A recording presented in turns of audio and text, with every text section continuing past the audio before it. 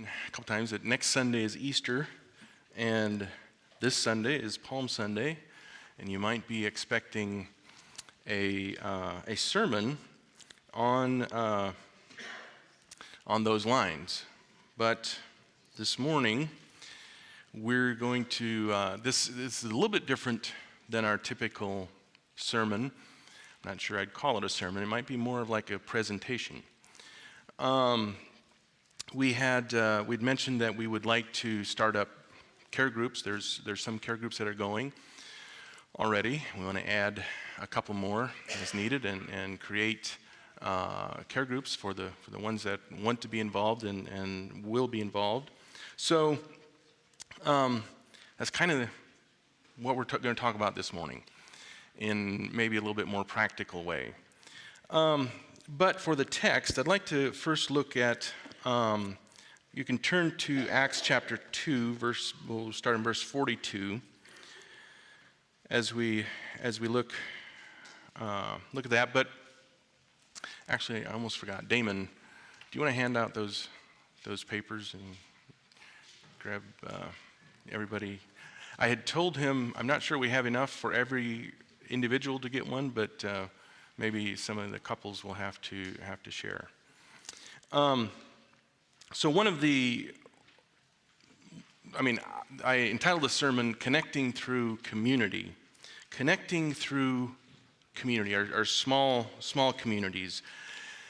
And that is just simply doing life together, living life together.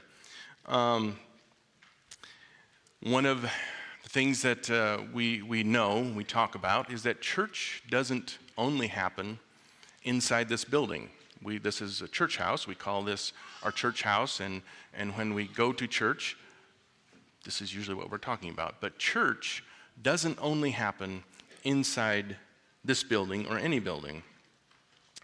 Church is lived out through relationships, really, if you think about it. So relationships, our relationship with God and our relationships with each other, and ministering to other people around us. One of the things that can happen when we do small groups or care groups is in the smaller settings, usually create a space for genuine connection. And the reason for that is, in a crowd, sometimes it's easy to be present but not connected. Sometimes you can be here in a group of people. You're physically here. We do roll call, and you can say, yes, I'm here, I'm present. But are you connected? Are we connected to each other? Are we connecting to each other?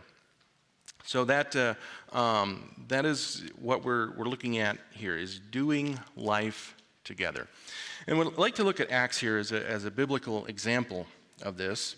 In verse 42 of chapter 2, it says, and they devoted themselves, and this is, just break in here, this was right after Pentecost here, speaking of the believers in verse 42, and they devoted themselves to the apostles' teaching and the fellowship, to the breaking of bread and the prayers.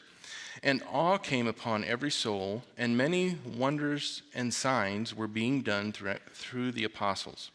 And all who believed were together and had all things in common. And they were selling their possessions and belongings and distributing the proceeds to all as any had need. And day by day, attending the temple together and breaking bread in their homes, they received their food with glad and generous hearts, praising God and having favor with all the people. And the Lord added to their number day by day those who were being saved. As we think of connecting through community, we look at some of the things that were going on here in the early church, the first church here. The verse 42 there, we see it says that one of the things that stands out is fellowship. It uses the word fellowship. They were spending time together. They were fellowshipping together. And one of the definitions I found on fellowship is a feeling of friendship that people have when they are talking or doing something together and sharing their experiences. And it is a sense of community. It's one of the definitions of fellowship. Being together. In verse 42 and then also in verse later in verse 46, we see they were breaking bread. They were eating. They were eating together. They were spent time around food. And opening their homes to each other. Eating a meal together in verse 46. Eating together, joining together, fellowshipping around food often initiates connection. Often there's that feeling of connection when we do something as simple and as mundane and everyday as eating together, breaking bread together, enjoying each other's fellowship around food, and being welcoming, opening their homes in hospitality was one way that they were living this out. Now, it also says they were studying together. They were praying and worshiping together. Verse 42, it says in the prayers, they were talking about the teaching of the apostles teaching. They were discussing this and mulling over this, talking about these things. They were worshiping together. Verse 47 says, praising God. This was all things they were doing together in, I think, in smaller groups. It says there were 3,000 in verse 41 that were added. There were added that day about 3,000. And these were smaller groups from that large group, these smaller groups that were meeting and doing life together. It says they shared their possessions and sold possessions and gave to each other. It says they had things in common and doing life together in that way. How many of you want to sell your possessions, put them in a joint bank account, and we all move in together in a commune? I don't think that's what God's asking us to do, but I think we are called to be aware of needs among us, and we need to be able to be ready to give of what God has blessed us with to those people that we are living life with, that we're together with. And that's what they were doing. There's some even had sold their homes. Apparently some of them still had them because it talks about them meeting in homes, but there were some that sold all their property in their homes and gave it to the church, gave it to the apostles to use. This was sharing together. Meeting the needs, sharing with each other. Someone has said that there's different levels of community or communing together. There's, and I don't know, I'm not sure I totally agree with his order, but he said that sharing together is the first level or layer of small groups or care groups. Then studying, as we see the early church here was doing as well, studying, sharing, then studying together. And then the next layer is serving together. Serving with a joint purpose in mind. And we see that here in the very next chapter here. Peter heals a lame man. And there's other instances here throughout Acts of serving together. When they served together as they went about their life.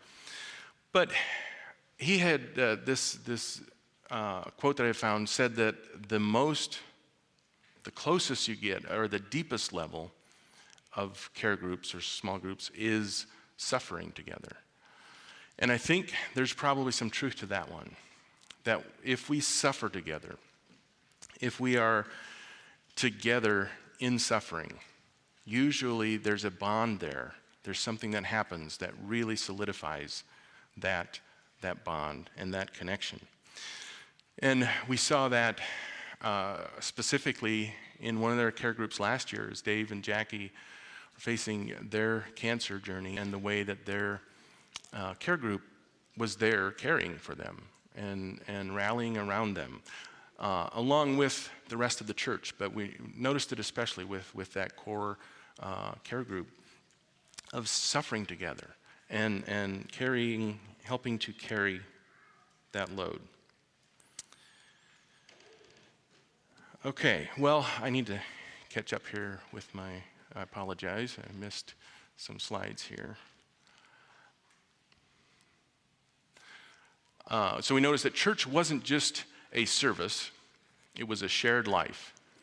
And care groups are just kind of an example of that from the early church. You might ask, well, what's in it for me? We need people to share in both the joys and the hardships of life. And care groups give the chance not only to receive that support, but I think just as importantly, is sometimes we need to be that support for someone else, and we need to be available for that. I need a volunteer. Maybe someone here in the front bench. Matt, can you come up here? So if I told you that I need some more space up here, I need this piano moved down there, can you take care of that? Can you do that? Not by myself. Why not? It's too heavy. Are you sure? Yeah, I've tried it. Okay. You know what moving a piano is all about, right? Yeah. So if you can't move it, you're saying you can't do it? Well, I would recruit about 3 or 4 other guys. Okay. So if you can't do it, how do you expect them to do it? Well, more people you have, the lighter it gets. Okay. All right, thank you. That's the answer I was hoping for. Thank you, Matt. You can go sit down.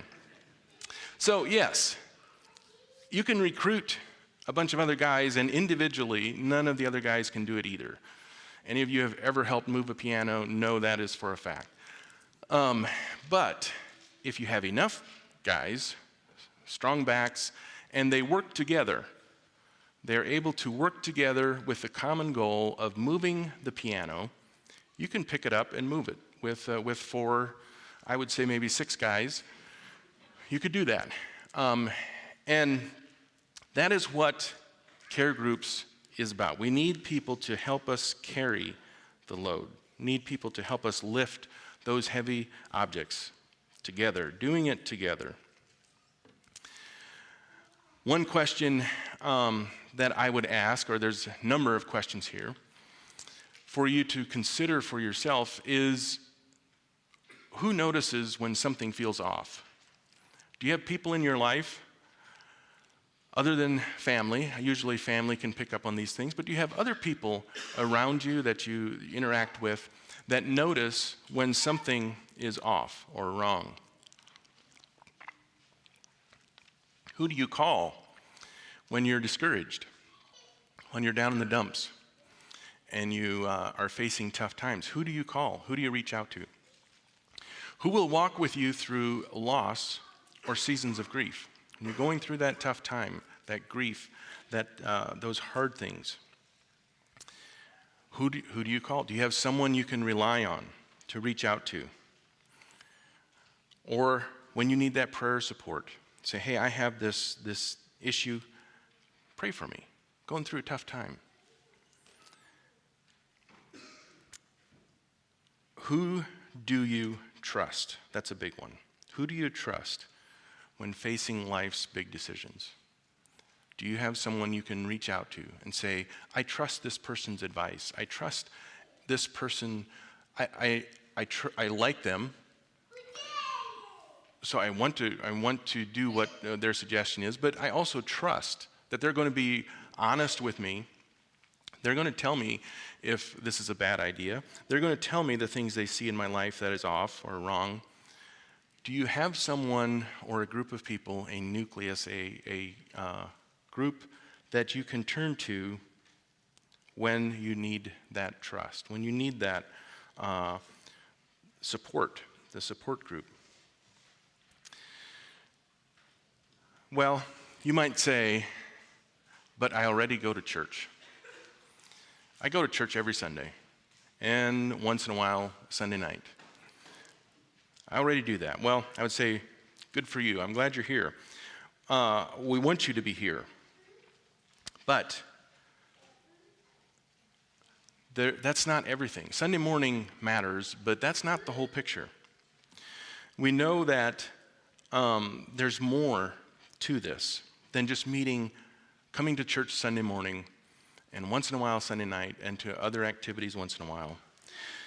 Jesus, his ministry shows us that the Christian life is not restricted to a specific time, a building, or location. He was ministering wherever he was at, wherever he was going. And he was looking for those opportunities. Those opportunities found him. It's more than just meeting at the church house on Sunday morning. In fact, Jesus got in trouble for doing some things at the wrong time, according to some of their religious laws of the day. They didn't follow all their rules and expectations. So Jesus was not bound in his ministry, wasn't bound by the expectations and time and place. Church should happen anywhere and everywhere God's people are. We say church is something that, again, doesn't just happen here. It should happen wherever his people, God's people, are. Church is about ministering to the needs around us and the community that is formed around meeting those needs. That's church. That's what church looks like.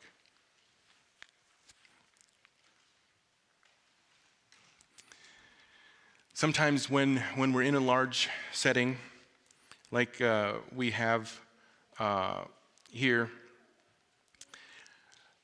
I'm the only one talking right now. You guys are all sitting there listening, and I can pretty much say whatever I want, and you typically don't interrupt.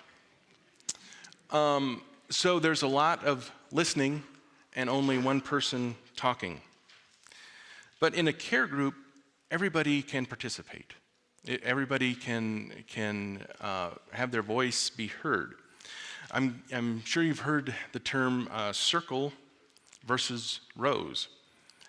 Just that idea that, Sunday morning we come and we sit in rows and we face forward. And it is a pretty known fact that, like in a Sunday school class, for example, you have this type of setting, rows setting, you won't get nearly the discussion as you do when you're sitting around in a circle. If you're sitting around in a circle facing each other, there is a much better chance of discussion. There's much more openness and sharing going on between each other as opposed to lecturing, more like a lecture, sitting in rows. So one of the points of care group is to create that circle, create those circles where we can all participate, we can all receive, but all also give. Some people, there's this view that church is getting together and listening to, or maybe even discussing, what we could do or what we could accomplish. And if that's as far as we go, I'm afraid we're missing out on a huge opportunity. We're missing out on part of the point of what Jesus wanted us to do. Live life together. If we're just talking and discussing of things we could do, which is important. I think it is very important to have discussion around ways that we can minister, ways that we can do things, and try to get each other excited to do those things. But if that's all we're doing, if we're not actually doing, then we're missing the point. We're told that we need to not be hearers only, but also doers of the word. So that's important, that we do, that we aren't just talking and discussing and debating, but we do. So what am I signing up for? Well, this is an opportunity to connect more personally with the church family in a relaxed, everyday setting outside of these church walls, which I think is very important. When we come to church, there's we all usually dress up fairly well, but a few stand out. I had to think of Joe Shetler specifically. Usually has a suit coat and a tie on and looks very prim and proper and dressed up. But I have seen him during the week.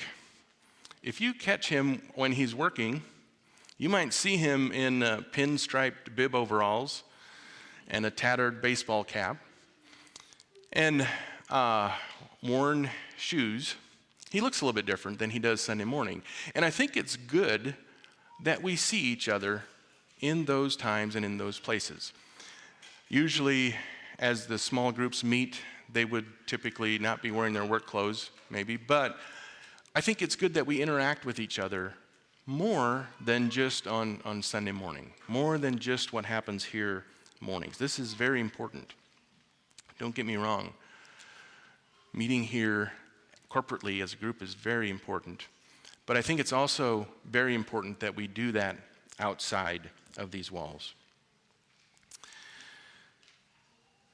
So some of the aspects, some of the groups that are already meeting are doing small group in different ways.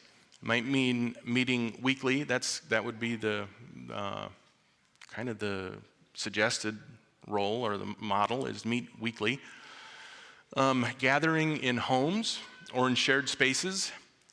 Some people say, well, if we take turns to meet in homes, we can't host a lot of people, and I understand, but you can get creative.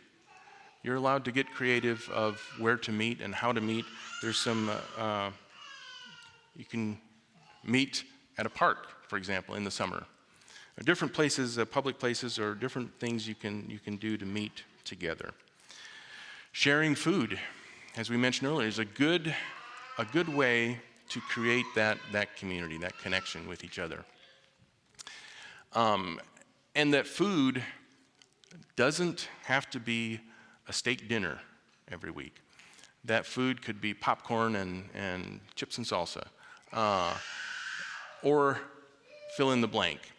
It doesn't have to be extravagant. It's the idea of being hospitable, opening our homes, being hospitable, and not the idea of having this grand entertaining, this grand ball entertaining or something like that.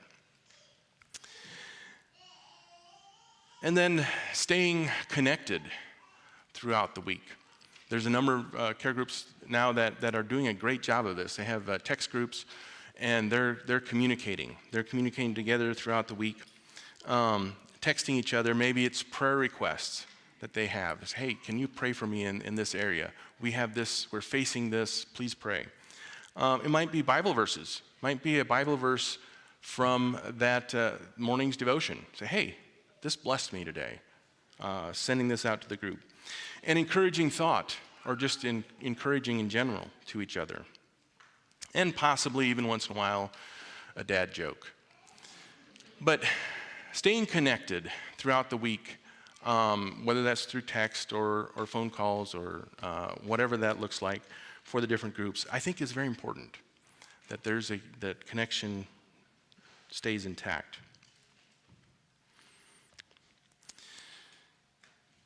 While care groups often include a spiritual and biblical element, which is good, the focus is more to being open and transparent with each other.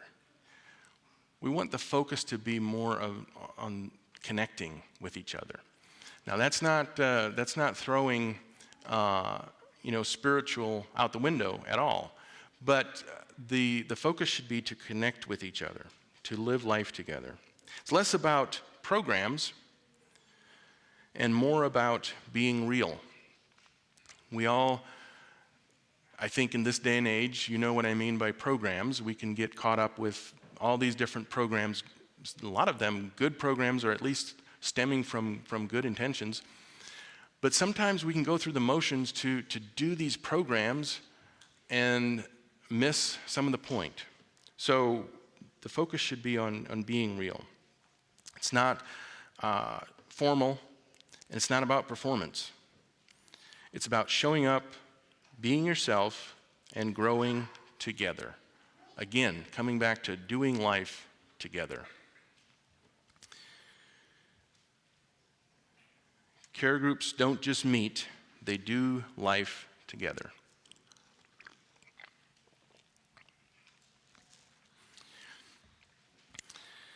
Some examples of those things that are going on is serving meals at the Transformation Ministries. We have that opportunity, I think that's once a month, of being able to go and serving a meal for the kids up in South Bend. And there's care groups that are doing that. That's a way of serving together. Helping one of the group members with a project. You have something going on, say, hey, I've got this project going. I got this room that needs painted or kitchen install or whatever the case may be. Can the care group come over and help out? Helping out in those ways, helping each other. Volunteering at the food bank to package food, something that could be done. Pitching in for seasonal needs like fall cleanup. I know that's happening right now. There's groups that are doing those types of things. And just partnering with maybe with another care group. Say, let's bless people at church or even in their community.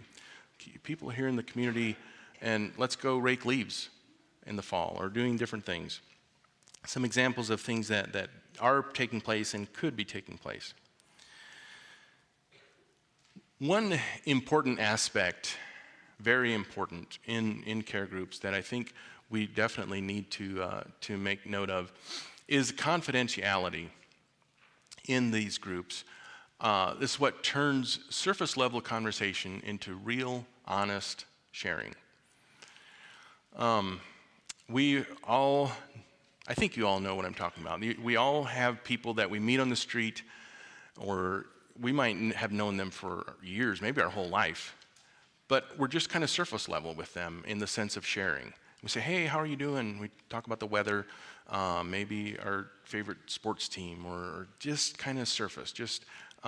We don't go deep with those. There's other people that we have a connection with, that we have that we know there's confidentiality there, there's trust built there. We know that they are going to carry what we tell them, what we share with them, and not spread it around. And with those people, we share a lot deeper, more intimate things about our life. When there's confidentiality, it creates an environment where people feel comfortable being honest. That's the bottom line, is you feel comfortable being honest with those people. It builds trust and creates a space to share fears, struggles, and prayer needs. And it leads to a deeper relationship, not just superficial connections. Those are things that often get reiterated.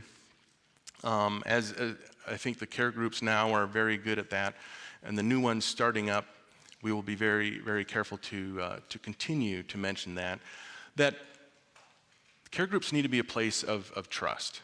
It takes some time maybe to build that trust or to establish that trust, but that those things, that we guard those things. Sometimes we're tempted to share something we overheard or someone confided in us. We share it as a prayer request to others. And I would question, is it a prayer request or is it gossip sometimes? I think we need to ask ourselves that. Unless we're bound by law, obviously, if there's something that you hear that you're bound by law to turn in or to expose, then you have to do that, obviously. But respect each other's privacy. I think that is the important thing that we need to make sure that we're doing in the care groups. And then that last sentence there, people don't open up because they're told to. They open up because they feel safe. I can stand up here and point to 3 of you and tell you to come up and share in front of this group and tell you to be open and honest and be vulnerable. That doesn't mean you're going to be open and honest and vulnerable. You will if you feel safe, possibly.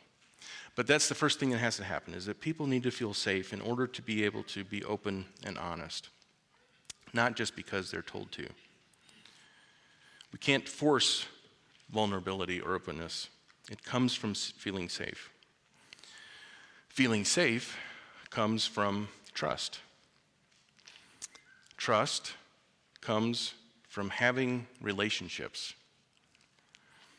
And relationships come from spending time together, come from interacting with each other. We come back to the sharing, studying, serving, and suffering together. And those are the things that we can see start connecting us through community. As we have that community, as we start those small groups, and we're joining and we really put ourselves into it, we want to be part of that small community. That's where it starts to grow, building those relationships, building that trust with each other. All right. On your second page of their handout,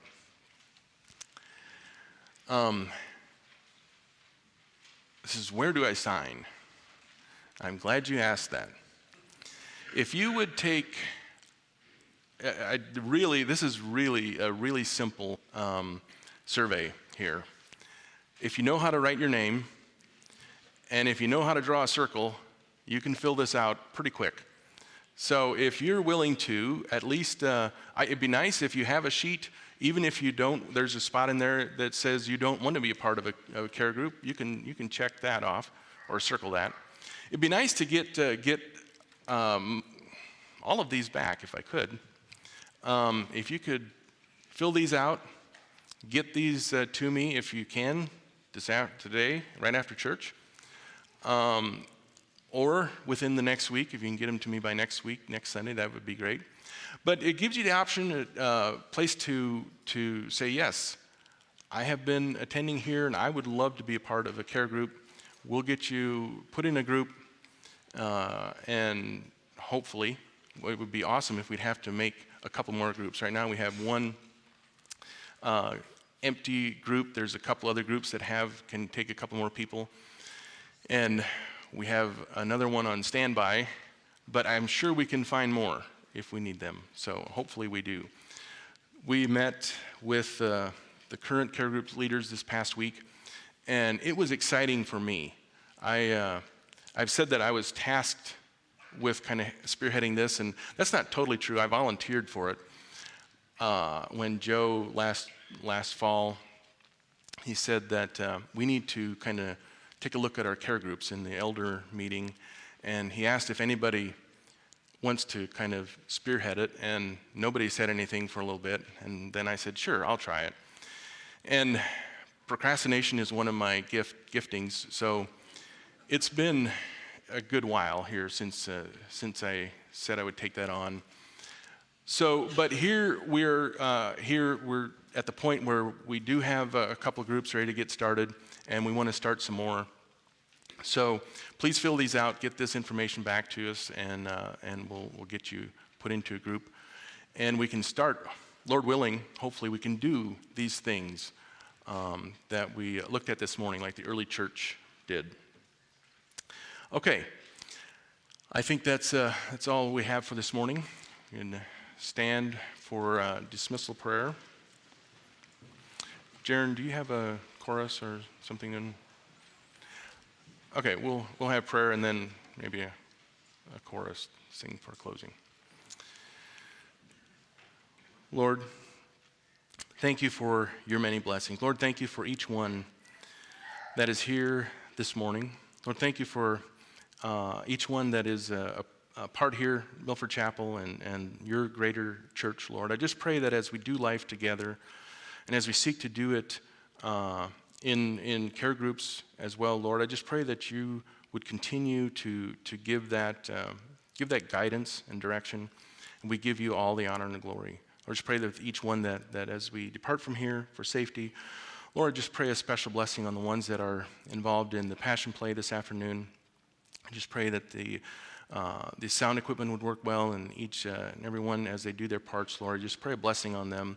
Just pray that you would just bind the powers of Satan, Lord, that your message, your hope and salvation through the blood of Jesus can be shared to the people that are there this afternoon. Lord, just pray a blessing on each one in Jesus' name. Amen.